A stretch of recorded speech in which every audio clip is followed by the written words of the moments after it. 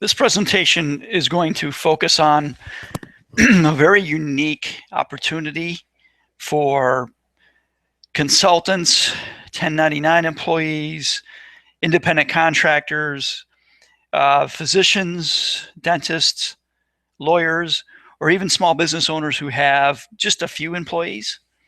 It's called a solo defined benefit plan, or a one-person defined benefit plan. Now you might be wondering why would somebody want to do a defined benefit plan? If you look out into the landscape right now of the corporate world, for big corporations, they're all getting rid of their defined benefit plans. The pension plan is almost a thing of the past for most companies. And that's because they're very rigorous. You have people now who are living a very long time relative to what they were. So the cost to companies is huge. And the plans they're not flexible. So most companies, big companies now, are going to 401k plans, maybe some profit sharing, and leaving the pension plan in the dust heaps of history. You also have a lot of governments that they still have their pension plans, but they're underfunded so badly that at some point they're going to face the grim reality that they can't continue either. So if the corporate world for big companies and if the government world is starting to face the facts that defined benefit plans just don't work, why would a small business owner or a contractor or a consultant want to think about a defined benefit plan? Doesn't make much sense, right? Well, the reality is, for the small business owner, the defined benefit plan is just a fantastic opportunity. So, the way it works again is it's kind of goal-based. You're trying to provide a benefit, a pension, when you retire. So maybe if you're making $100,000, you want to have a $100,000 pension when you retire. That's what you focus on. That's your goal. Now, the beauty for the defined benefit plan for small business owners or consultants is the way it functions. So there's really two worlds for retirement plans. There's a defined contribution plan and a defined benefit plan. Now, the defined contribution is, as it sounds, you can contribute a certain amount by law. Doesn't matter if you're 21 years old or 61 years old. It's always the same that you can contribute. Defined benefit, again, it's based on what your pension's going to be when you retire. 100,000, 150, 60,000. Well, the beautiful thing is, in order to have enough assets at retirement for a defined benefit plan, the amount that you can save when you're older goes up substantially. These are actuarial-based plans. That means that an actuary comes in and says, okay, we've got Joe, he's a consultant. He's 62 years old. He's going to retire at 65. He wants to have a pension of $100,000. In order to do that, he needs X amount at age 65. And then you take Keith, who's only 25. Same thing. He wants a $100,000 pension when he hits age 65. So he needs X. Well, obviously, someone who is 61 has a much shorter time frame to save than somebody who's 25. So the amount that you can put in to the defined benefit plan for the 61-year-old is substantially higher than it would be for the 25-year-old because they have a lot less time. And again, it's not contribution-based, it's benefit-based. So they have to fund it enough to get you the amount of assets you need to create that pension. So again, the plan is based on age, your income, and years until retirement. Now, it is capped at $210,000 per year. So that's the maximum pension that you could get. Or I'm sorry, the maximum you can put into the plan each year, compared to $59,000 for defined benefit or defined contribution plan. So, you're looking at it, that 61-year-old might be able to put in $210,000 into the defined benefit plan, as opposed to only being able to put in $59,000 if they did a defined contribution plan. Usually, the retirement age is age 62 or older, but the plan can be amended to change the goal. So whereas a corporate plan at General Motors, General Mills, General Electric, things like that, you really can't amend it all that much. With the defined benefit plan for small businesses, it can be modified more frequently. So let's just take a quick look and get an idea of what does it really mean for you as far as how much you can put away. So what we're looking here is for 2016, a business owner age 52 who's earning $265,000 of W-2 income annually, who wants to retire at age 62. So in this case, if that business owner is going to do a simple IRA, they'd be maxed out at about $23,000. For a SEP, they'd be at $53,000. For an individual 401k, again, we'd hit that defined contribution limit of $59,000. But if they wanted to do a defined benefit plan, that person would be able to put in $182,000 just in the defined benefit plan. Now, the beautiful thing is you can also couple a defined benefit plan with a 401k.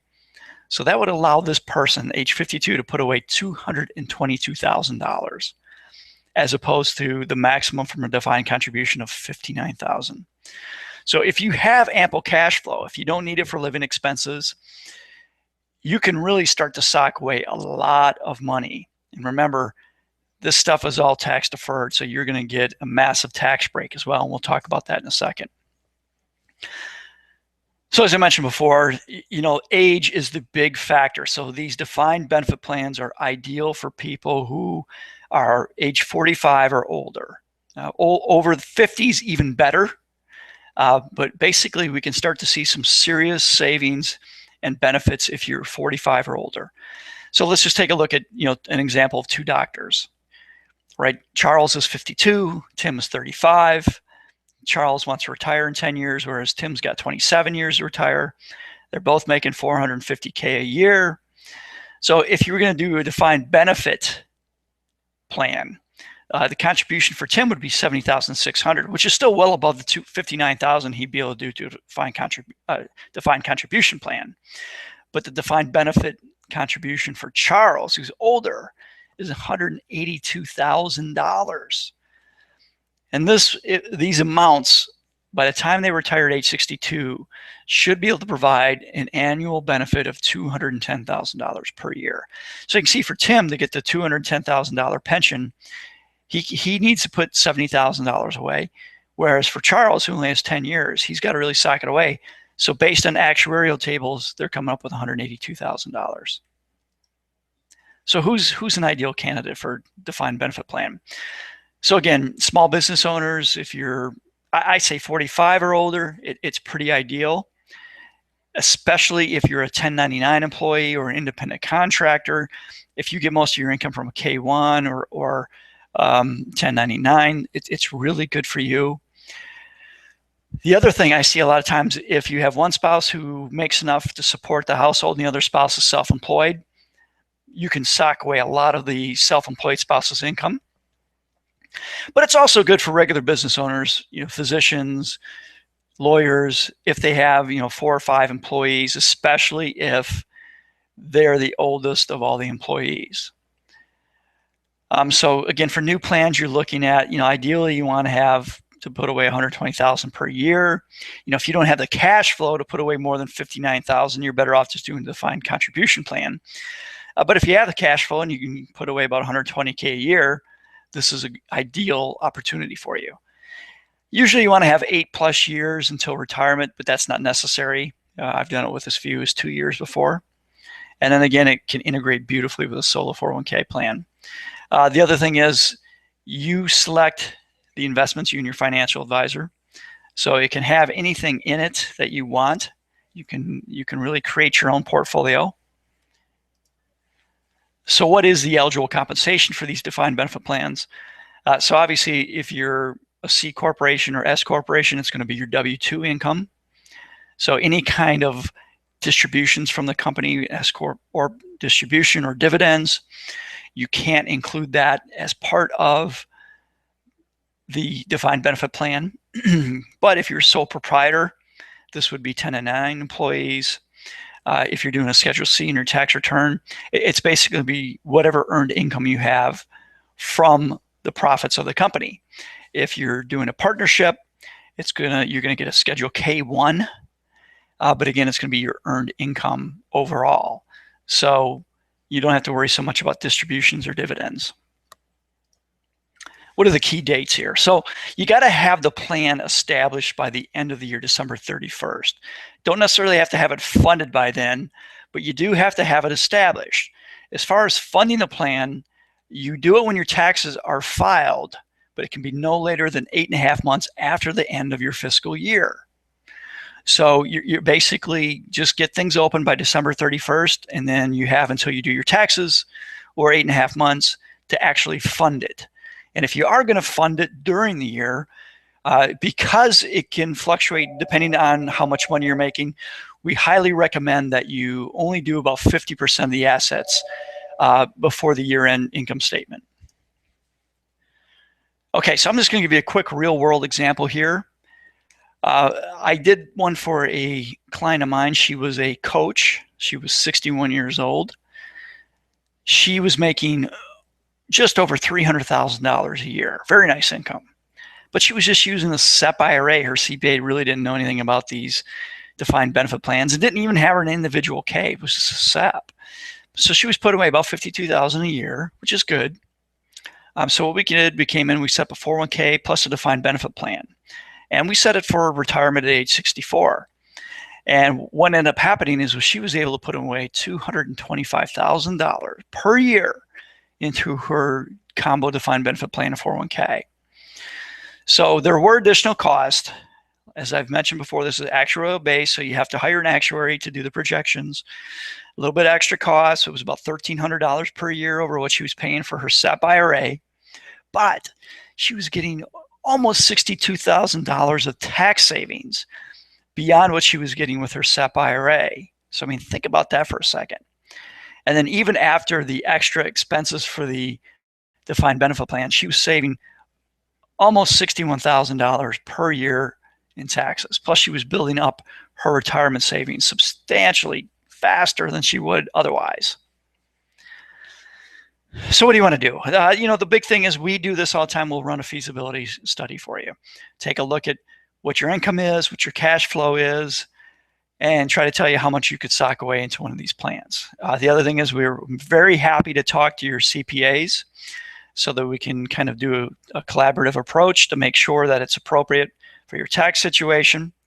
I love talking to CPAs because I find so many of them don't know about these defined benefit plans for individual, 1099 employees or consultants, or even some small business owners that have only a few employees.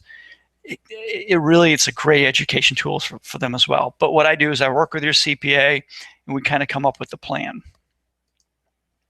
Are there any downsides? Well, there's always downsides to everything. So as I've mentioned previously, it does cost a little bit more than you would with a traditional SEP or simple IRA or even an individual 401k. Probably looking between $1,200 to $1,500 per year more. And most of that's due to actuarial costs. So you have to hire, the math nerd to go in and figure out how much do you have to save this year in order to fully fund this plan. It's not quite as flexible. So with a SIMP, SEPL, or 401k, you control the amount that you contribute to the plan.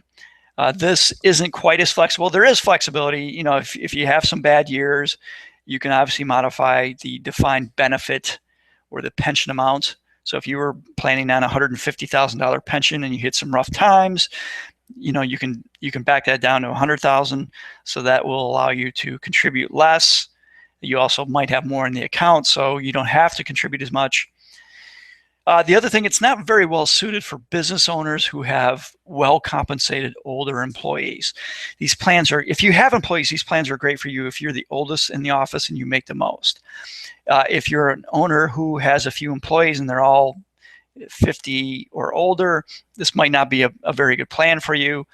But if your support staff is 40 or under and you're 50 or older, you're going to really be able to plow away a lot of money for yourself while still providing something for your employees. So that's basically it. If you have any questions, please feel free to contact me. You can always go to my website, get my email there. While there, you can also sign up for our monthly newsletter. We provide information like this on a monthly basis. You can find this information on our Facebook page, as well as our YouTube page. You can just search for Kirk Kinder, and you'll find it there. So I appreciate you listening. This is a great opportunity for the independent consultant, for the 1099 employee, or the small business employee who's 45 or older. If you have any questions, please let me know.